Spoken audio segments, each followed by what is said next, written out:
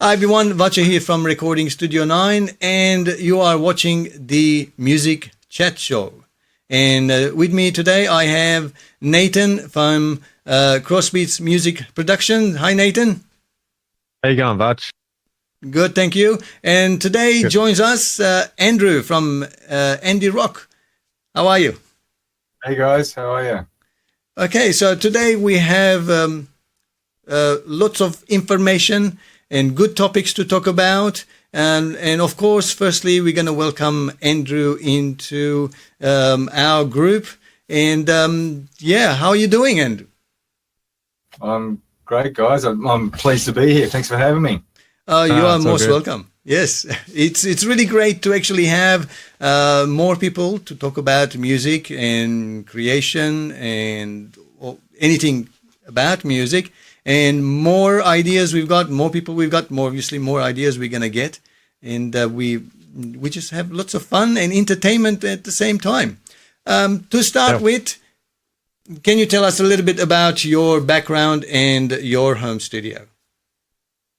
So my background is playing in bands and doing live sound and recording in the 80s and 90s in Sydney, where I had a day job and I had a little 8-track studio set up in a garage under my house, and I would work all day and then come home and record bands. So there was a magazine called On the Street at the time, which later turned into Drum, or I can't remember if Drum was a separate magazine, but for some reason I seem to recall that one blended into the other.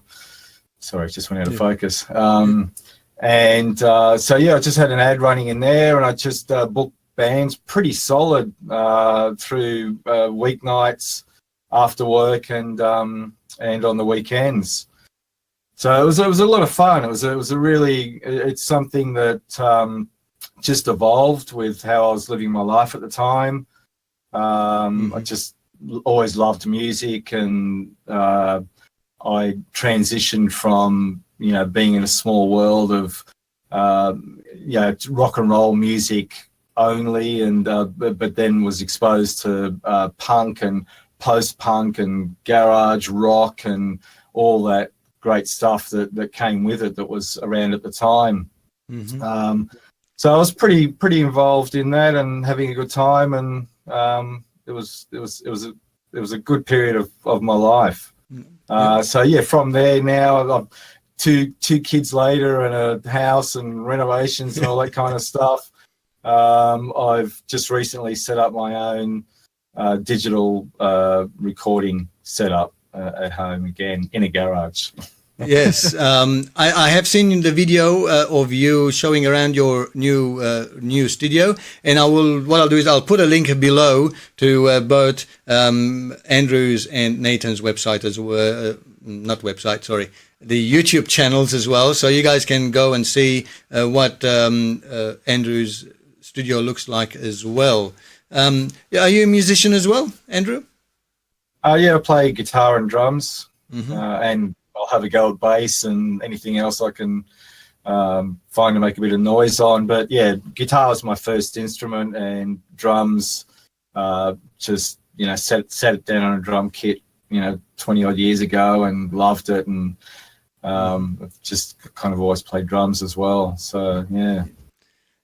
Nathan, do you have anything you want to ask to our new guest, Andrew? Yeah, Andrew. So we were going to talk about a couple of topics as well. You probably know about the topics we're going to talk about much. So we were kind of discussing whilst we're away from this podcast about kind of what we think about working from in the box and analog gear, and kind of which we favor, and also what we can actually afford, and the type of things you get out of both. So what do you think about that kind of idea of analog versus, and that's opening a can of worms as well. So we're kind of, how people just react to this type of situation with that type of analog versus digital and all that sort of stuff. But we just wanted to talk about that, and like what your thoughts were on that as well, Andrew, and what your thoughts are, Vach, on analog versus digital, and Yeah, I guess now that Andrew is just sort of still building up his studio, and he comes from the analog background, now he's sort of moving to the box. What sort of experience are you getting? What do you think of it? So it's early days for me. So I bought a PreSonus Studio Live Series 3 mixer, and as we were discussing last week when we all first caught up for the first time, that I almost bought the rack mixer, 16-channel rack mixer, and it was a bit daunting for me because being used to having my hands on faders and twiddling knobs and things like that, I was very concerned about how I was going to, use this rack mixer and be totally in the box, be using a mouse. So I was lucky that the building of my studio took longer and more money, as they always do. Yeah, we all know that. Before I got the chance to buy my mixer, and then they'd released the new Series 3 mixers that have got the flying faders and the fat channel and all the rest of it. So yeah, I was really pleased with that because I've managed to buy that desk, which feels analog but is still totally digital. So it's early days for me. That's all I've got. I have not one other bit of equipment other than a monitor station. And I'm really only working on my own music at the moment. So pretty early days. That's a big question for me. In the box, or only, or do I invest in plugins, or just a quick question about the PreSonus Studio Live Series 3. Did you actually try it out before you purchased it, or? I did, yeah. I went to Taramara Music, who. Okay. Here's a plug to Taramara Music. I think I've done quite a few plugs for Taramara Music, but yeah, I mean, I don't mind giving plugs to music shops that really help us out. But secondly, if we're going to give plugs, we want discounts as well. So that's yes. Well, honestly, actually, whenever I walk into Taramara Music, I do get some discount. If not discount, I get really good service. I know quite a few of the guys there. It's not that far away from me, so it's about half an hour drive from here, where I am. So a couple of times as well. It's quite good. Yeah. So it's a long way from me. Yes, it would be. But why I went there was can't remember the name of the distributors in Australia for PreSonus, but they had a demo night. Oh yes, that one I missed. Before any of the units actually landed on the dock, so. They had the 32-channel mixer there. Chris is the guy's name. I still can't remember. Chris. And it was really helpful, and got my hands on it and could ask questions, and you couldn't really hear it. It wasn't, it wasn't any sort of a critical listening environment. They just said I had PA speakers and what have you. But yeah, it seemed like a solid unit. I bought the 16-channel. I have no need for the 32. Although the 16-channel is a 32-channel mixer anyway. Yeah. Page and the other 16 channels are there. So so I did get my hands on it briefly. Yeah, I know quite a few people on YouTube that I have contact with. They're quite happy with it as well. Yeah. Oh, that's good. So you're sort of halfway through. Well, would you recommend someone in?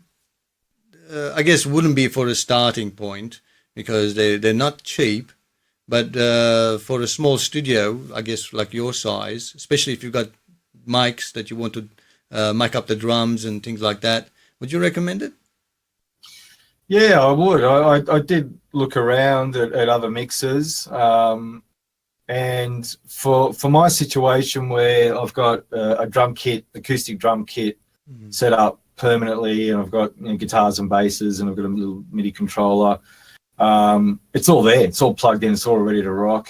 And it's got the. I'm really enjoying the fat channel, and it's got the built-in compressors and EQs and. Now, talking about fat channels, Nathan's got quite a good news about the fat channel. You want to tell us about the fat channel? I don't know if you've seen the video that I put out recently, but the fat channel's actually got a bunch of plugins that you can actually now expand it to. It did have a Pultec, as far as I know, before. It had the Pultec EQ, or the emulation of a Pultec EQ. And also some other EQs, and it had a gate as per normal and a few other stock EQs that you get with it. But now they've got a few of the VT ones, and I think there's an RC500, which is one of the compressors they had out there before, but now it's free. So that's which is can't complain about free. Can't complain about free, because at one stage I was thinking of purchasing the hardware ones of the RC compressor. But I just no longer manufactured, so they don't even have it anymore. So which is really nice of them. So what do you think of them? Discontinued that, or I can't remember when they discontinued that RC500. Was it a couple of years ago? Or? Yeah, it was a couple of years ago, and I'm still on the lookout on eBay for a second hand, if I can get it. But that way, if I can get it, I'll get it and sell some of my other ones which I don't use.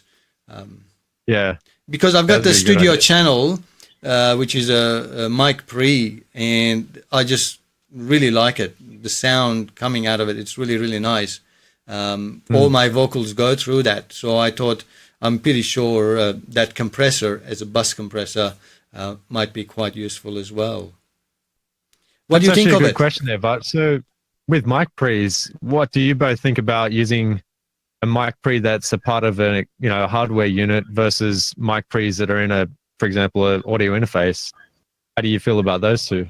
Oh, well, my understanding is with mic pre's in audio interfaces, they need to be as transparent as possible so that they pass on or convert analog to digital as dry, without any coloration or minimum coloration into your PC, into digital format. But personally, I like to color it in before passing it on to the audio interface. And that way I find you commit to that sound, plus at the same time you're shaping it, and it's less work later on during the mix, if that makes sense. Yeah, absolutely. Yeah, I'm the same as you in that regard. I think when I use a standard mic pre that's in, for example, an Antelope Audio or Apollo or whatever people are generally using, like you said, you're using it for clean sound. You're trying to get the cleanest signal into your audio interface to be recorded into your DAW, and then use a compressor or try and color the sound. I think both obviously serve each their own purpose. You might want to have a clean sound so you can do that later, or you might want to commit. And sometimes I think committing is better in that respect. You're not trying to figure out what you're going to do later on. You've committed to that sound. You've decided that's it. I'm going to keep that, and then move forward with whatever the rest of the track is. And sometimes that's really crucial, because you probably don't end up finishing projects if you don't commit to stuff. That's right. Yeah, that's right. Same with guitars. When I'm recording guitars, I've got the guitar players here. They bring their own pedals, and we just recorded. But obviously, I've got a patch bay, and I've got enough inputs. So while I'm recording the dry signal from, let's say, from a microphone for vocals, I'm passing that sound to the compressor as well, and recording on another channel the compressed. Right. And same with the guitars. My voice is going low. That's how tired I am. And then same with the guitar. I always have a DI box, and the DI box is going to the pedals on one channel, and then a direct one on another channel. Yeah. So I can reamp if I really need to. Yeah. Just in case you make a mistake or you want to have some other signal on that, or sound or distortion or whatever. Yeah. Yeah, I was just going to say about guitarists and committing to a sound. You know, if a guitarist, you know, a Puritan walks into your studio and, you know, they've got all the little markings on there, you know, 50-watt Marshall and the cab, you know, they positioned it, you know, facing Mecca or whatever, you know. They're just like, they've just so. Last thing you're going to do is go, oh no, we'll just tweak this, you know, and you know, so you've got to commit because, you know, they're definitely going to make commit to that sound. So there's a lot, I think, for the process of recording music and just getting down with getting a good performance. You know, a lot of the times the last thing you want to be doing is getting really bogged down, you know, like you know, mucking around and patching. Yeah, and guitarists don't like if they bring their own guitar amps and the boxes. They don't like people touching it. That's the sound they like. Yeah. So, how do you both feel about the idea of when, like, for example, you get a lot of people that think that committing to a sound sometimes, like they look at it and think, oh, I don't want to do that because then I'm stuck in that sound. But when I, like, for example, when I'm thinking about committing to a sound, especially because I work a lot of stuff inside the door, so I don't necessarily have to commit to a sound when I do a lot of digital work, but if I'm recording a guitar or I'm recording drums or anything outside of the box, what do you think about the idea of committing to a sound and then mixing it with something that's in the box and that's something that you can actually change? Do you think that's going to slow you down in the process, or how do you both think about in that respect? Or do you think it's the fact that you've committed to that one sound and then you try and use the rest of the sounds that you have to try and match that type of sound? Well, I'll let Andrew answer that while I get my throat all sorted out. I'm not sure exactly what you're saying with that. What? So, like a lot of people that work out of the box have a set amp, they've got a set piece of drum kit, they've got a bass guitar, they already know what the sound's going to be. But say you're using a mixture of instruments and some of it's out of the box and some is in the box. In that respect, how do you think some people perceive the idea of committing to one sort of a sound out of the box and then taking that and bringing it into the digital realm and then committing that part of that sound and having to figure out what they're going to do with the rest of it? Because I assume a lot of people could probably record mixture of both. I don't think there'd be one, like some people record just in the box and some are just out of the box, but there's probably also the hybrid thing that's happening as well. Yeah. So how do you feel about the hybrid idea of a mixture of in the box and outside of the box? Well, you know, if the situation arises, why would you limit yourself to one or the other? Again, you're just making it hard for yourself. You know, if the project or the music or the musicians involved are gravitating, you know, to different kinds of or utilizing resources, you know, in certain ways, well, it's your job to put it all together and to go with it. So, yeah, I suppose the short answer is, you know, why would you limit yourself to just to, you know, one narrow channel of process to get something for an end result? Yeah, I'm not really making myself clear, but I think like kind of what I was getting at is some people are limited to, say, a guitar. They've got a guitar at their house and they can play that, but then the rest of the stuff they don't have to play drums. Like they don't have an area where they can play drums, so they have to do that inside the box. And how do people work around getting something to sound natural with the rest of what's happening? You know, for example, the guitar sounds natural because that's a real instrument, but and you got to try and match the rest of the sound to that real instrument when you don't have those kind of facilities to do that. So do you find that either you're ever in that situation where you have to make do with what you've got? Yeah, pretty much. I probably would say that now. Maybe people watching this can comment below as well about how they go about doing it. Sorry about my my voice again.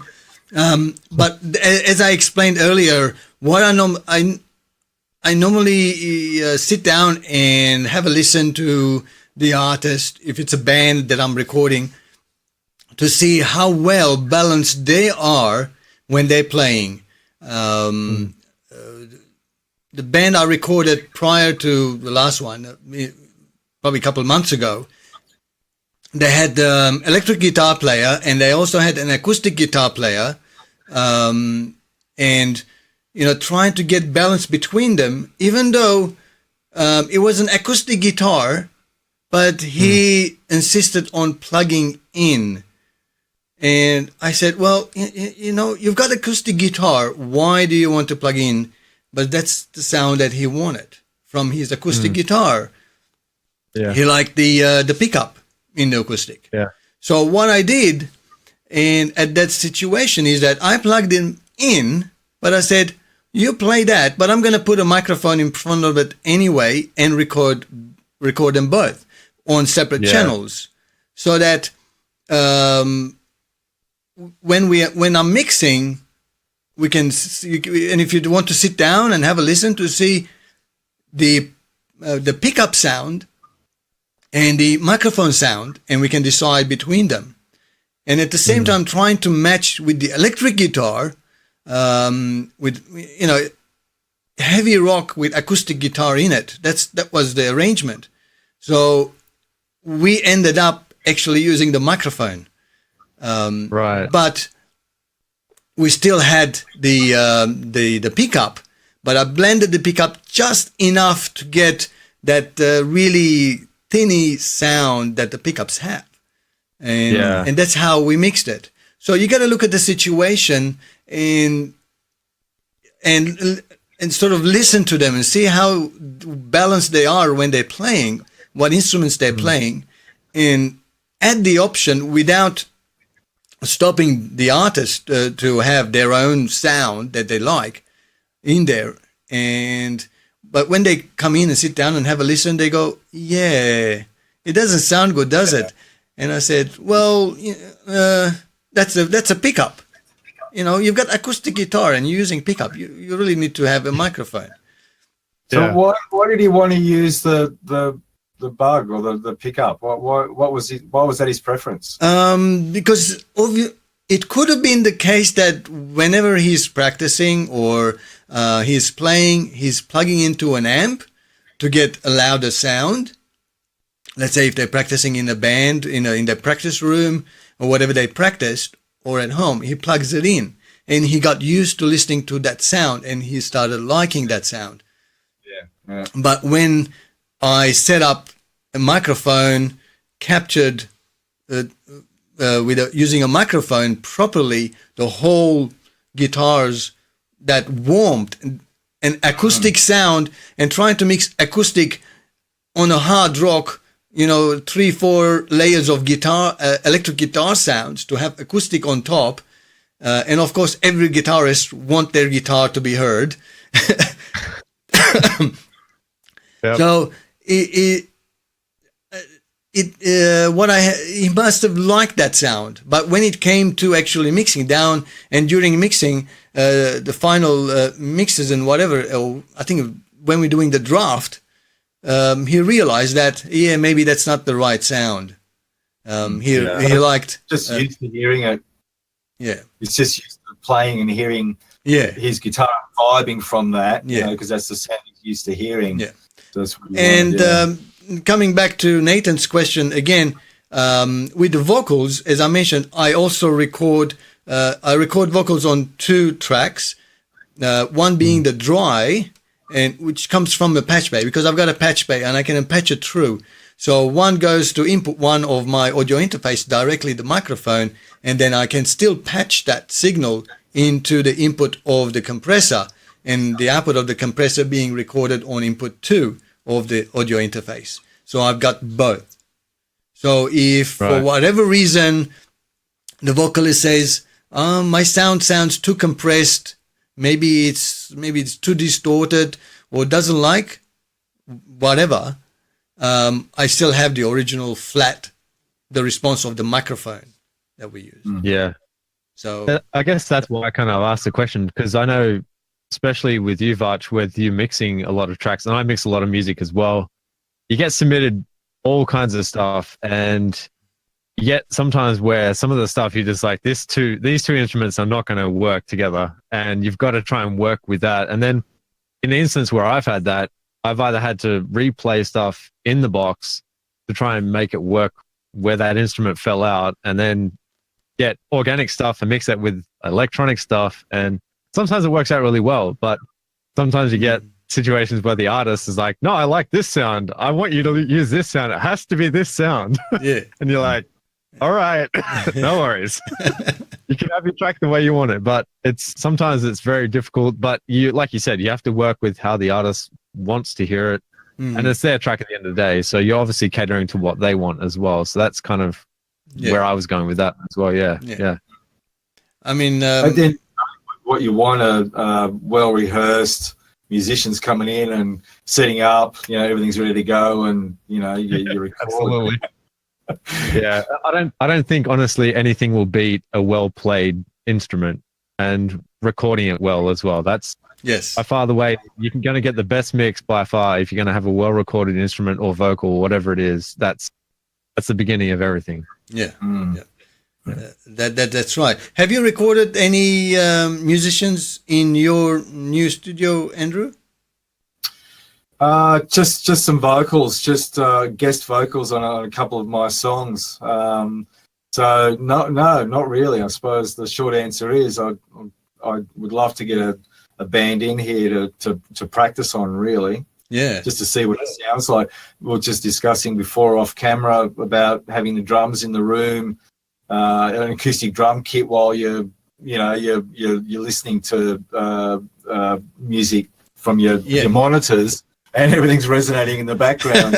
So yes. I've yet to experience that. Like the drummer going off, one or two guitars and DI bass and what have you. So the characteristics of the room and all the problems that will obviously be there, and how I have to. Yes. I've got the same problem as well, because my drums are right behind me there. I've got a really thick tuner on top of it, because whenever I'm mixing, if I actually turn it out a little bit louder than I normally listen to, most of the time I'm mixing on low volume.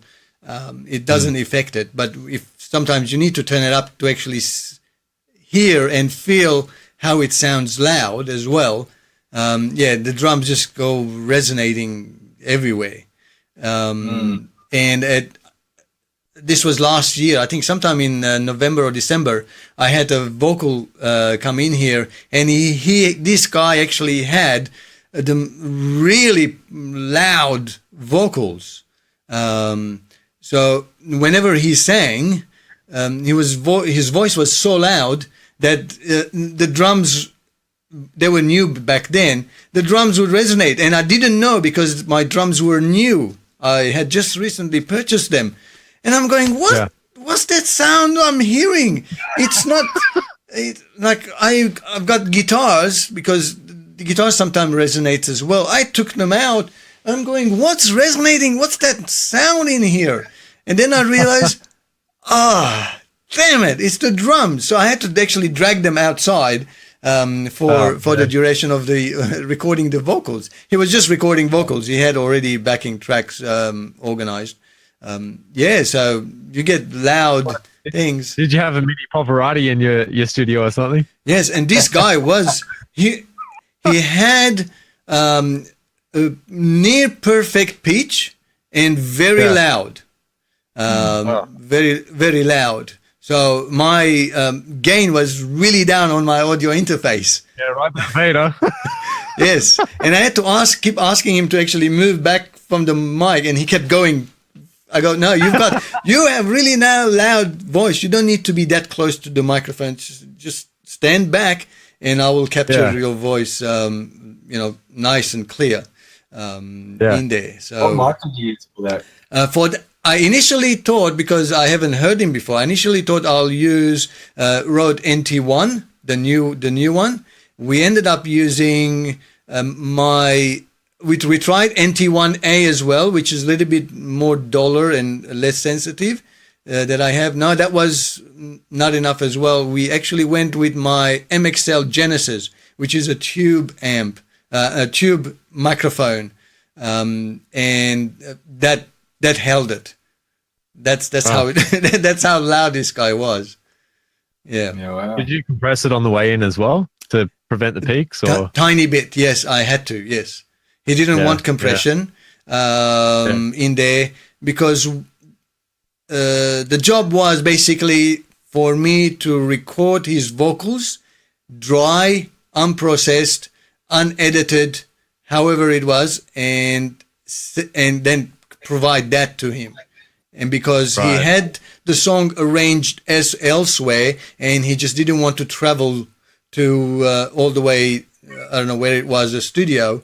And he got in contact with me through a friend saying, Vach's got a studio, maybe you can go and record your vocals there. And then he's done a really great job for me, so he can do as well. So he just came in and he's specific, keep repeating, no editing, no compression, nothing. That's what the studio wants. So I didn't have to do much. So just tiny bit, just in case.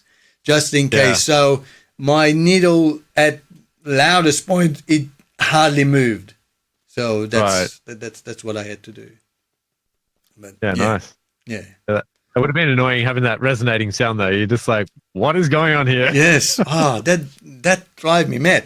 But here is a solution that I actually found that I'll be building it probably in the next couple of days. Behind me, I'm gonna build, I don't know what they call them. They're partition, but sound diffusing partitions that will go between where I'm sitting now and, sort of covering the drums behind me. And I think they're called gobos. Sorry? I think they're called gobos. Gobos, that's the one. Yes, gobos. Thank you. Thank you. Move them around. Really so I can move it around, and then at the same time, if I'm recording someone, I can actually move it behind where my microphone is. So behind the person would be those gobos as well to stop room reflection. So basically making it as, vocal booth.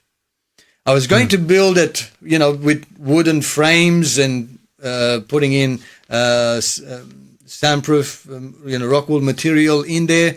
And then I found out that I could buy bookcases from IKEA for $35, which is less than the half price that I could buy the wood for. So I'm going to get the bookcases without the shelving and cover one end with the backing of the bookcase. Just fill it in with my soundproofing material, and then cover it up with the fabric. Same as what you see, those gray panels. Yeah, your wall panels. My wall panels. You'll be making a video, huh? Possibly. Go on. Yeah, it's not going to be hard. It's a matter of assembling the IKEA bookcases, filling it up with the material, covering with the cloth, and then stapling it at the back, and then putting the back of the bookcase, the plywood behind it, and that's about it. Then I can move it around, have whatever I want. So even if I'm recording the drums, I can turn it around the other way, so it gets absorbed most of the sound. If I want dry drums, again, as I mentioned, maybe behind the microphone as well, whenever I've got vocalists, so to get even drier sound on the vocals without the drums resonating behind me.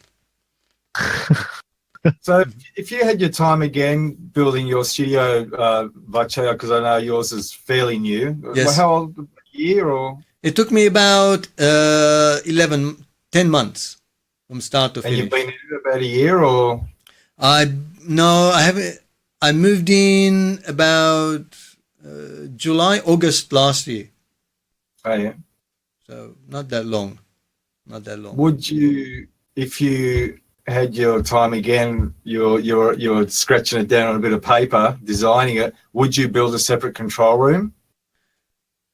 Well, what I initially did is I could have built this as just a normal room, like a shed, and then have a vocal booth in there. And that means the rest of it would be a control room. But then I wouldn't be able to have drums. Yeah. Now, even though my control room and my live room is in the same area, it makes it easier to talk to the artists, the musicians, rather than having separate room. But the main problem is that if I actually wanted to have a control room and a live room separately, that means it should be at least twice as big as what this room is. But for that, I had to go to council and get approval, where this size here is without approval. I'm right at the boundary of just under the approval. So you can build in our local council up to 20 square meters without approval. And mine is 19 point something. So just under the 20 square. Next to it. 9999. Yeah, actually 19.6 square meters or something like that. That comes up to calculate. What about you, Nathan? I'm not sure what your setup is. Mine's a garage setup. So this back wall here is kind of the same material that Vacha was talking about. It's a wall that I've built, like a false wall, and I've just used rock wool as the sound deadening material in it. So it kind of gets the reflections. And the same on the walls on the sides as well, just slightly deflected with some rock wool, similar to Vach, but probably not as fancy as his little 19.999% room. Yeah. Yeah, it works quite well. Like when I first got into the garage, the reflections were really frustrating to deal with because I noticed, especially with the high-end frequencies, in a garage like I have, the roller door is made of metal, and reflections off metal is not good. And especially with the drum situation like you had, you could hear the reverberation and the resonance in the roller door. So that was something to try and get over that first. And that's how did you manage that? Well, that back wall behind me is what stopped that. The roller door's behind that. Okay. Yeah. So I've built a false wall and the roller door's behind that. So it prevented that, well, at least I can't hear it. It might be back there, but I can't hear it. And I've got a door here as well. So some of the actual sound goes out of the room. So it doesn't all just stay in here and start bouncing around. It does have access to go out. So it kind of works well. It does the job. And I also use room correction software, which I think you do the same thing, don't you, Vach? You've got yes some correction. So that helps with the frequency curve because you get, in a small space, you get a lot of resonance that you don't want. And depends on how size of your speakers as well. So, it's it depends on a lot of things. Like the room is pretty crucial to mixing, though. It's really important. That's probably the most important thing, to be honest, apart from the speakers you're listening through. But I think room plays a massive role in everything you do. Yeah. Even recording drums, guitar, everything. It just it really impacts it. How do you find your room, Andrew? Yeah, I'm pretty happy with it. Why I asked the question about if you could do it again about building a control room, I just know, again, from not having, I haven't had much experience in this room yet with other musicians, but for me, I would love to be isolated from the drums and from loud guitars and things like that. I just think to get to record with headphones on and to try and get a good kick sound or a rack tom. Drums in particular are the biggest issue for me.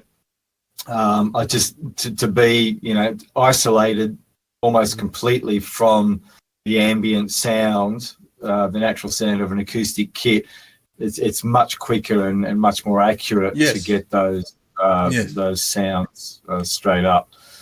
I mean, that is the ideal sort of situation. That's why there's always a separate control room and a live room, so that you in the control room you are listening to the sound that's going to be recorded without being affected by the live sound coming through. But in a home studio environment like myself and yourself and Nathan, we have to compromise.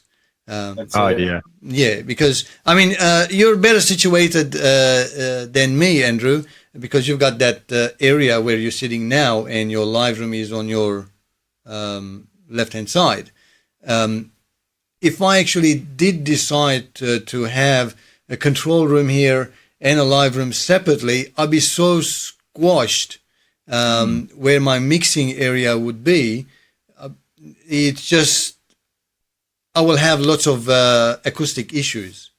I mean, I've got acoustic issues here now, even with all the acoustic treatments I've got in the room, and I use EQ to sort of do a fine adjustment of those EQ curves that I get when I'm sitting down and listening.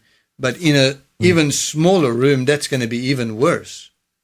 So I had to decide on that. Science behind acoustic treatment, kind of what you were saying, Nathan, about getting the sound right, how important it is, when you're listening to reference monitors and trying to, if you're mastering, it needs to be right. The last thing you want is, a whole bunch of bass frequencies under the desk or in the corners, which is a problem I had here, going back to your question, Bacho. I had a problem in my little control room area here. In the corners, there was bass gathering in the corners, and it was horrible.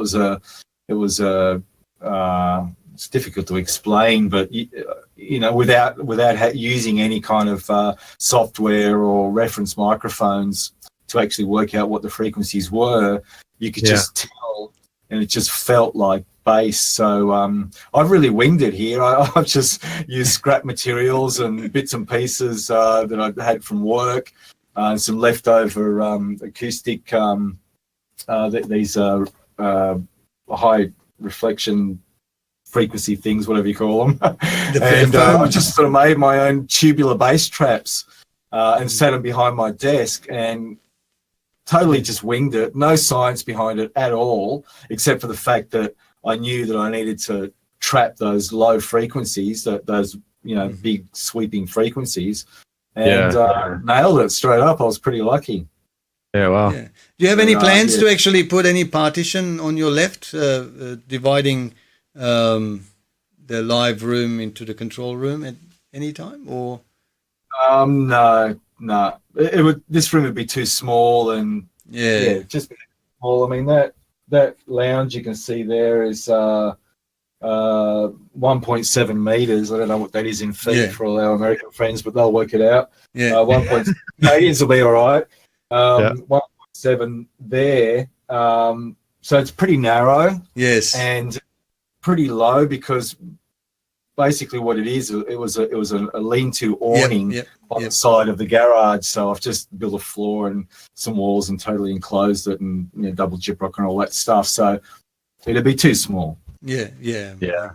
Could do it. I know what you're saying, and I have thought about it, but I think it'd be an uncomfortable place to work in, especially if you got a 5-piece band. They all want to come in and have a listen. Yes. Yes. Okay, let's change some of the topics. There's one topic I want to talk about and ask you guys your opinions as well. Now, we all use Studio One, the PreSonus Studio One Professional. Nathan, you use Logic as well, don't you? Logic X. Yeah. I started on Logic, so I pretty much, I think it was back in 2008, maybe, or 7. I can't remember exactly when, but a while back, maybe about 10 years ago. I started in Logic, and actually, no, before that it was GarageBand, because that came free on the Yes. Mac. So GarageBand was like obviously, if you know what GarageBand is, it's a step down from Logic. It's kind of the base level of that. And because I was used to GarageBand, I thought, oh, I'll give Logic a go because it's more of a professional program. And I got into Logic, and then ever since that, I just really liked it. And it took me a while to get used to it all and understand the mixing and understand what a bus was, all of that stuff. Like it's just that takes a long time. You know, it's not something you just learn overnight. And No. then I thought, I really want to learn another program and have that learning curve of doing something else. And I saw Studio One, and I saw how close it looked to Logic. And I also used Machine, which Native Instruments make. I don't know if you guys are familiar with that. Mm-hmm. It's like a drum I've machine. heard So, about it, but yeah, no experience. I'll show you the actual hardware. So that's what Machine looks like. All right. Okay. So that's the hardware unit to it, and there's a software component that goes with the hardware. So I used that with Logic for a while, and then I saw Studio One, and I thought, oh, it looks very similar to the way Logic works, and looks good. Looks like you can do things more efficiently than Logic in some ways. And I decided to go for it and make the jump, and I jumped to to Studio One, and I got the professional version, which I think you've got as well there, Vach. Yes. And once I got onto it, I was like, whoa, this does things like a lot quicker than I'm used to in Logic. For example, just editing audio in itself. You can just turn down the levels of the audio, clip it, snip it, stretch it, whatever you want to do. And I could just do that so much faster. And I thought, now I don't know what to do, whether I should go back to Logic or stay with that or just keep with Studio One. So I kind of just do a hybrid thing now. So I just work between whatever I need to, really. Yeah. And I just think, in my opinion, Studio One, the way it advanced and also how much they updated as well compared to Apple. Apple kind of got stuck in that phase where they didn't do anything. Yeah. And I don't really want to be in a software where they're not really caring about the customer base either. So I decided to go into the whole Studio One side of things, and yeah, it's been great since. Yeah. So. Andrew, you've got Studio One as well. Is that your only DAW or the first one, or? That's all I've got because it came with the console. So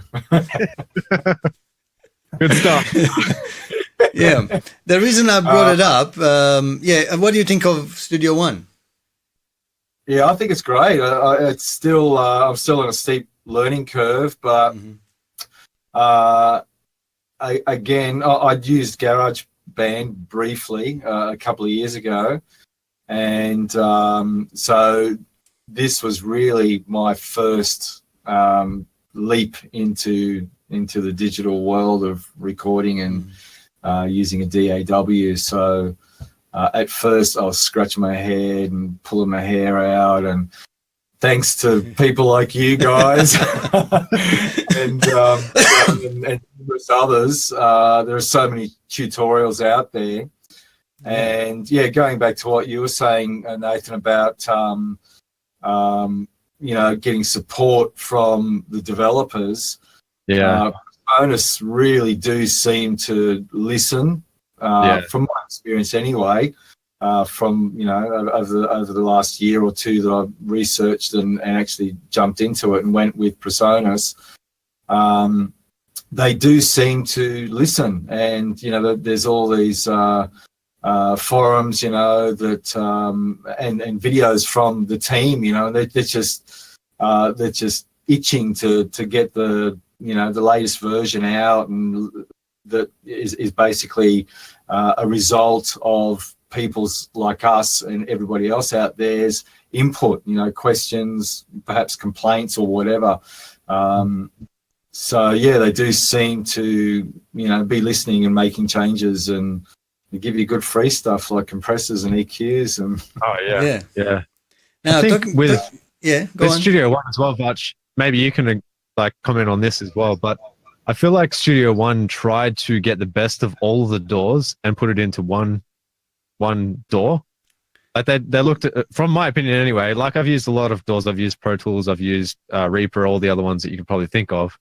And from every single one that I've seen, it seems like they just got the best pieces of each one and then tried to just put it all into one thing. What do you think about that? Like, do you think that's kind of where... Yeah, that's pretty much it. And yeah, there's only one thing which they haven't put it in yet, and I hope they do. Yeah. And that is something found, it's been for a long time in Cubase, is the chord track. Not sure if you know about Cubase's chord track, especially if like you're a keyboard and you do arrangements using keyboards and things. That really helps, because what, in very simple terms, what in Cubase you can do is you can add a chord track, and then you get all the chord progression already in there, and then you can click and add chords in your timeline. And then every other MIDI VST instrument that you have follow that chord. So if you record something, everything in C major, right? And then you can go and change it into all of the other chord progression. Every other instrument that you had MIDI notes of just the C chord start changing into the chord progression that you added into the chord track. That's pretty good, yeah. For, you know, a singer-songwriter who's doing an arrangement using keyboards or MIDI controllers, MIDI keyboard controllers, it's really, really helpful because you can get all the sounds. And as you're listening, you go, I wonder if a C major, or let's say an F major is a good one, then maybe I might put an F7, or I might change it into G. And then you just change it in the timeline, and every other instrument track that you have also changes. So you don't have to go to each one and change things. So that is the only thing that's missing in Studio One. If they have something like that, they already have the arranger. But if they add something like that in there, that's it. That'll be it. That'll be it. Does that allow you to pitch the actual audio that you have in there as well as MIDI, or is it just the MIDI? I have not tried it with audio, but I believe it's only for the MIDI. Right. It changes the MIDI. Comments could say otherwise. If that's the case. That's right. Yeah. As Nathan mentioned, so if you use Cubase and you know the chord progression or chord track also changes I'm not sure how, any audio, I doubt it will, but if there's anybody knows how it's done, then you can comment below. Now, the next question is, now we've got all Studio One, Professional, and Pro Tools, all of these companies where the software you pay a lot of money for, like about $5.99. Well, I think it's $5.99 Australian or maybe US. I can't remember for Studio One Pro. I mean, it does. The money you pay for is well worth what it does. But now that Cakewalk got bought in by BandLab, and they're giving it away, the Cakewalk Sonar Platinum, which what it was, now Cakewalk, for free. What do you guys think is going to happen? Have you tried? Have you tried it yet? I haven't tried it. No. I've heard about it, and I heard that they were doing that, but no, I haven't tried it, and I probably will try it just because of that reason. They're giving it for free. Yes, and I mean, I had for years I had the artist version, Sonar Artist. I had even previous version X1 and X2, Sonar X1 and X2, and X3, and then the last one, but not the platinum version. And now they're just giving it all for free. It is a full-on DAW. Right. And I have tried it. I have looked at it. I've got a couple of videos on it. It's mind-blowing how you can give a software like that for free. I hope they make money somehow. But yeah. Maybe they're like all companies. You'd start out by giving away a product for free. People get addicted to it. They continue to use it, and then eventually they bring out a better version, and that's the paid version. I don't know, but I mean, it seems like, I think what the word is that they'll be selling plugins and VSTI instruments for it to buy. And it's very similar to buying a printer. You can buy a printer for $20, but the ink costs $40. Yeah. But once you have the printer, you need the ink. So you gotta. What do? You throw away the. You get at the start. Yeah, that's it. They give you the little pages worth of document printed. Yeah, but for anybody wanting to actually start into home recording studio, now they can have a full, everything capable DAW all for free. Because it comes with some instruments built in already. It comes with loops. And you can add your own VSTs, VSTIs. Its audio routing is quite flexible, very, very flexible. Right. Just imagine if you have multiple tracks in Studio One and you normally send them to a bus, and the bus will go into your main master mix. Imagine you could actually record on your bus as a track whatever is being played, with the effects that you've got. So it can print whilst you're using the effects, basically. Yes, it can print on the bus. So those sort of things, it's really flexible, and you can move things around everywhere. You can route things back and forward. So one track's output can feed to the input of another track, as well as have the input. So whatever you're recording is a playback from one track, and then a source coming in. If that makes sense. So yeah. Sounds like the routing capabilities are a little bit more advanced than Studio One is at the moment, at least. Anyway, to a certain degree, you know. It does have, obviously, Studio One does have other features which is not available in Cakewalk. But yeah, I thought I'd just throw that out. So if anybody watching this show and they're thinking of starting a recording, and I get that question all the time. And, you know, now you've got the chance to actually record pretty much professionally for free. That's pretty crazy. I think that'll stir up the whole idea of having music like a DAW paid for, because if you're giving it away, like, that's such a good program for free. Yeah. It's really going to make other competitors probably up their game. I hope so. I hope so, because that's, I'm sure PreSonus, Pro Tools, or Avid, I should say, and all of the others with really expensive DAWs, we start going, hey, you know, we've got a competition in our hands. And let's hope that happens at least. Yeah. I mean, BandLab was a web-based DAW itself, if you didn't know. You just go to the website and you can record whatever from your computer onto tracks. Very, very minimal things in there. And they had loops, but it's all collaborative. So other people could add tracks into your recording. So you could collaborate together. Yeah. I think the place where BandLab will make money with Cakewalk is to integrate the BandLab collaboration technology in Cakewalk. So now you have tools.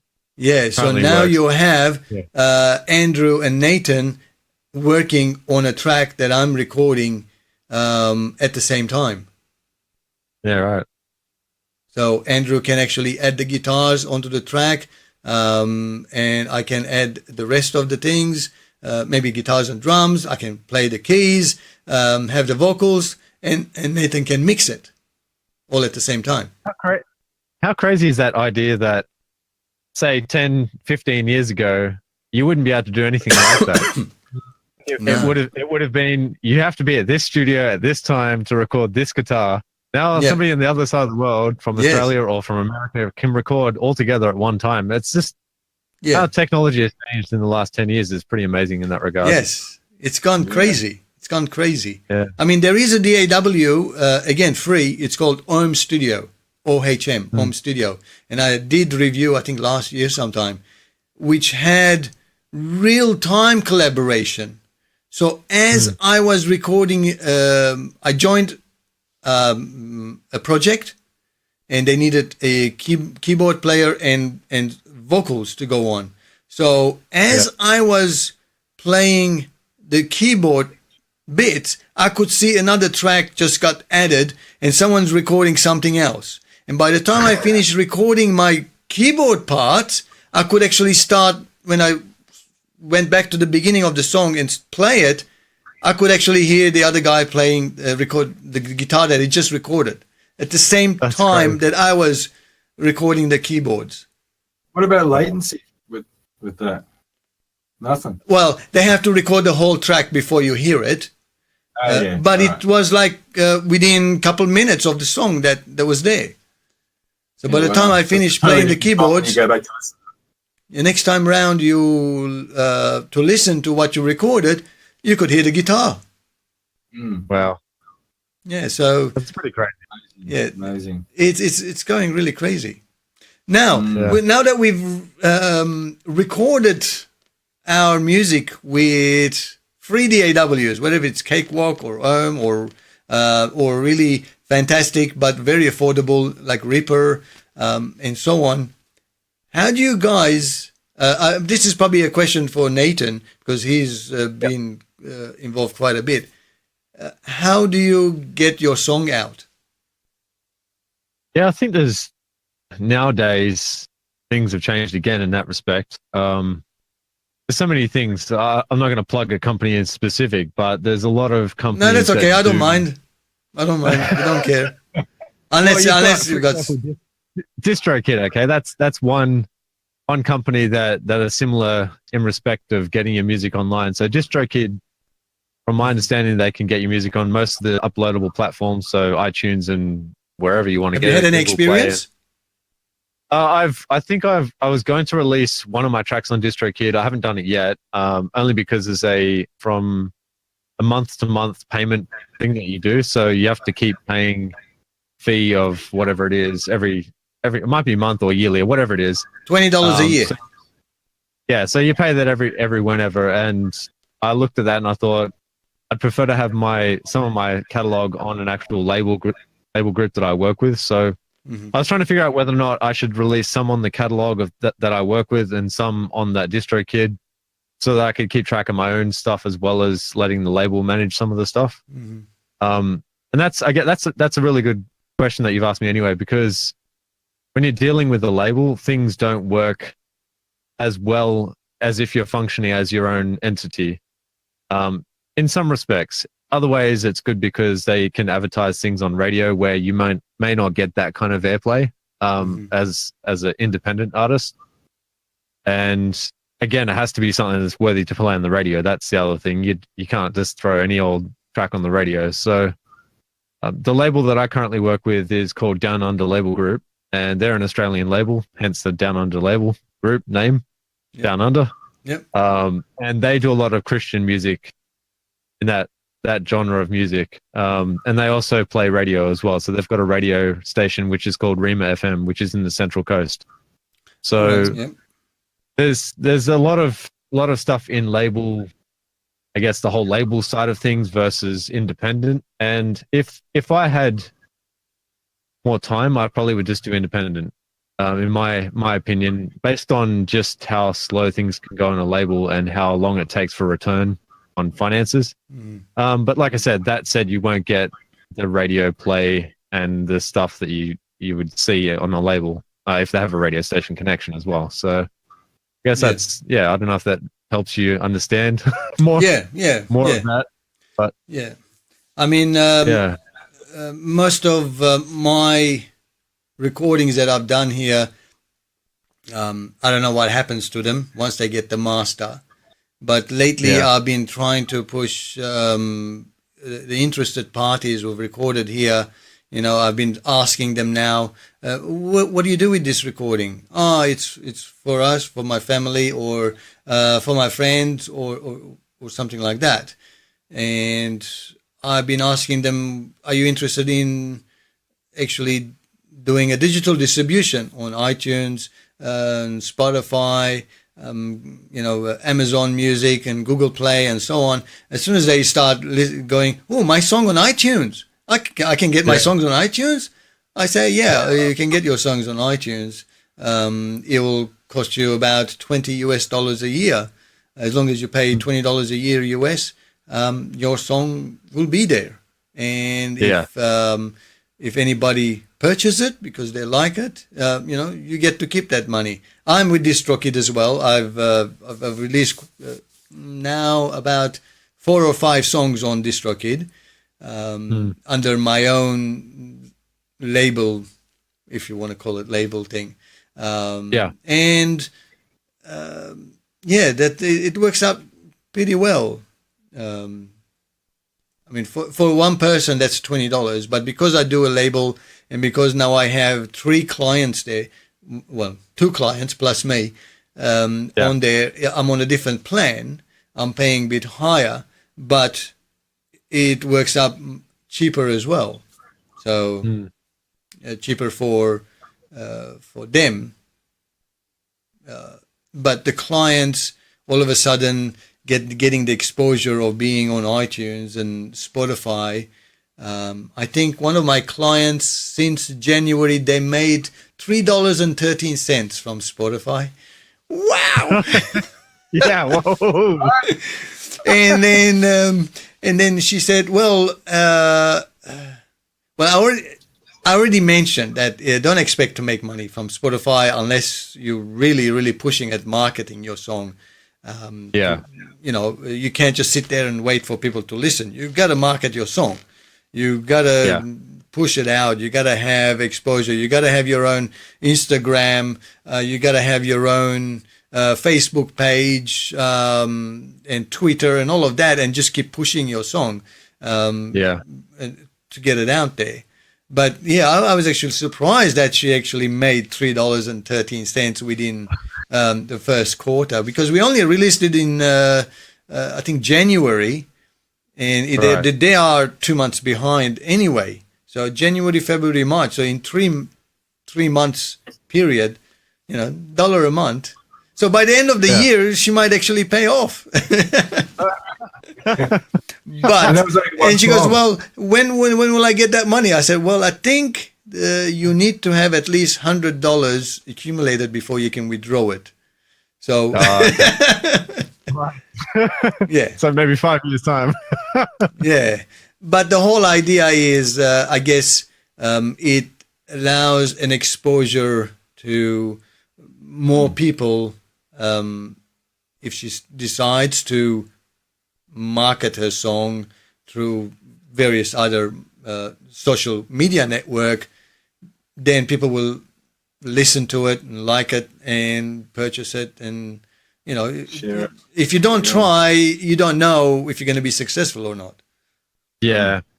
Actually, I want to add a point to that as well, because with a label, it really depends on if you agree with what they do and you both, or the label and the artists, bond in that regard, and they both have the same focus and vision, then it works. If you connect with a label just because you want to be exposed by them, or you want to have exposure because of they're connected to a radio station, whatever, I really think it's motive. That's what it comes down to. If your motive is the same as they're pushing, like with the label that I'm connected with, we both have the same vision, and the label owner and also the manager, we all have the same idea. So in that regard, it's easy to work with somebody when you think the same as them. But if you're thinking 2 different pathways and they've got one pathway for you and you've got one pathway, it'll end up being bad.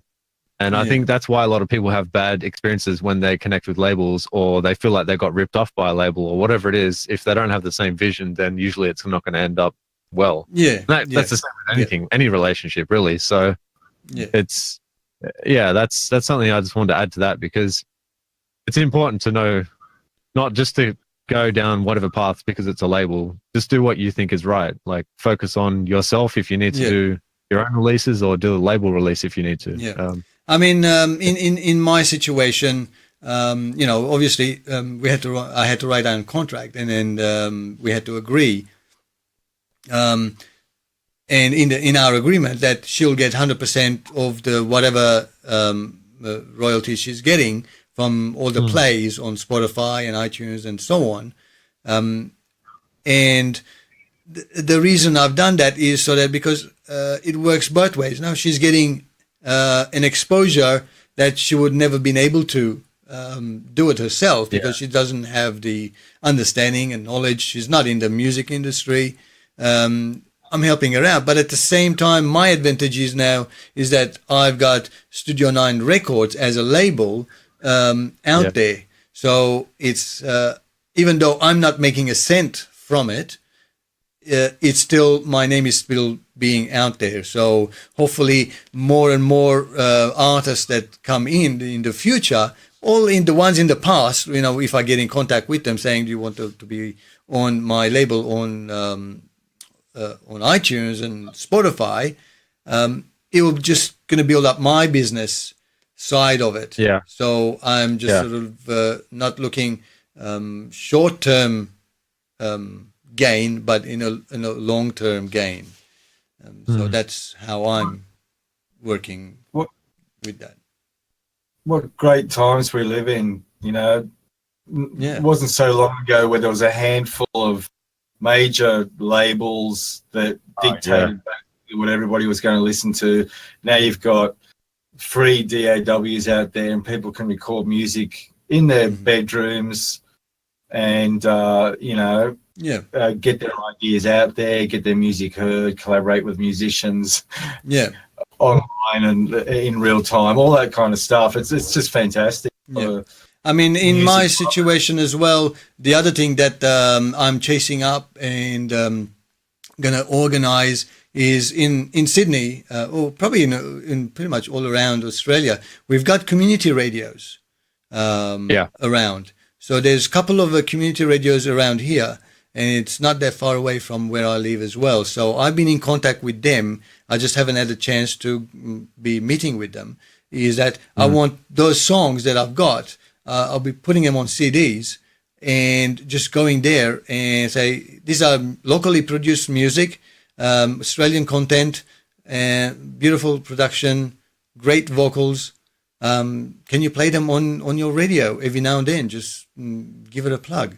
So that is something else, not just me. If you know of your local radio stations around, doesn't really hurt. Put your song on CD. Just go there, go to their office and say, hey, this is a song I recorded. Can you support by playing it? And I think part of those community radio, I think even the commercial ones, part of the regulation is that they have to play certain content which is Australian. It has to be certain hours, certain minutes per hour needs to be Australian content. So by you providing your song onto a CD into a local station, you actually helping them to actually get local contents broadcasted. So and that can give you exposure. And the next thing you know, they probably want an interview saying, local artist, we're going to hear the song and we're going to interview about his music background. It can take off. Yeah, absolutely. Yeah. That's what, Andrew, what you can do once you record your songs. Yeah. Have you had any dealings with at all on radio at all, Andy, or have you just done a lot of recording just in your own personal time in that regard, or?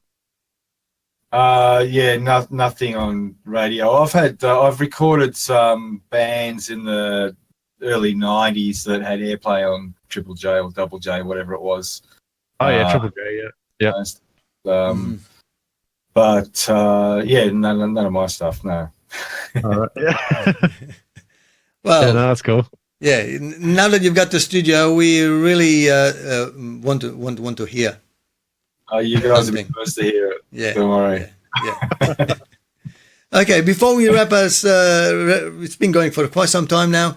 Before we wrap up, you guys have anything you want to add to our second show? For myself, just to use the information that you've got on this video, like go through it and pick up the best things you can out of it and run with it. That's what I think is really good, because there's in these type of shows, there's always good stuff that you can pick up and always information that is sometimes really helpful for you when you just think you just found that information. You're like, yes, actually I can do this now and proceed with what I was trying to do. So yeah. Yeah, and to even throw us some topics to discuss. Yes. Yeah. Yes. If you want us to discuss any topic, guys, as Andrew said, comment below and we'll discuss that in our show number 3.